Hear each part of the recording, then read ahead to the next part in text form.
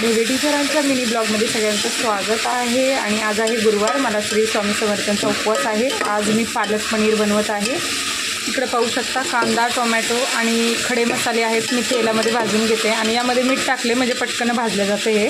इकडे पालक गरम पाण्यामध्ये 10 मिनिटं फक्त उकळून घेतलेलं आहे, शिजवून घेतलेलं आहे थोडंसं। आणि इकडे पाहू शकता आलं लसूण आणि हिरव्या मिरचीचं वाटण इथं मी वाटून घेतलेलं आहे, ते आता आपण यामध्ये ॲड करायचं।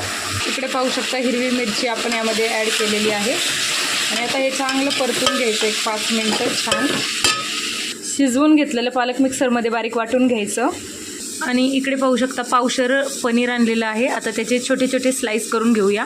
इकडे पहा पालक प्युरी करून घेतलेली आहे, पालकाचं बारीक पेस्ट करून घेतली आणि इकडे आपलं हे वाटण वगैरे जे आहे ते भाजून झालेलं आहे। आता यामध्ये सगळं ॲड करायचं। कांदा आणि टोमॅटो जास्त भाजायचा नाही। आता आपण जे पालकाची प्युरी करून घेतलेली आहे ती यामध्ये ॲड करून घ्यायची। इकडे पाहू शकता सगळी पालक प्युरी आपण यामध्ये टाकलेली आहे। पनीरचे छोटे छोटे स्लाइस करून घेतलेले आहेत, आता ते ॲड करूया। एकच नंबर आपली पनीरची भाजी बनत आहे। यामध्ये आता आपण पनीर मसाला ॲड करायचा आहे। 1 चमचा धना पावडर ॲड करायची। सुहानाचा शाही गरम मसाला 1 चमचा ॲड करायचा। शाही गरम मसाला ॲड करायचा, धना पावडर ॲड करायची आणि आपली पालक पनीर एकच नंबर तयार झालेली आहे। सगळ्यांनी जेवायला यायचं आहे ढेबे टीचरांच्या घरी।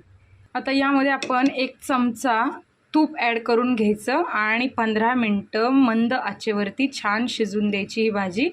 आणि आपली पालक पनीर तयार झालेली आहे। पटापटा सगळ्यांनी जेवण करायला या। Thank you for watching. फॉलो करायला विसरू नका।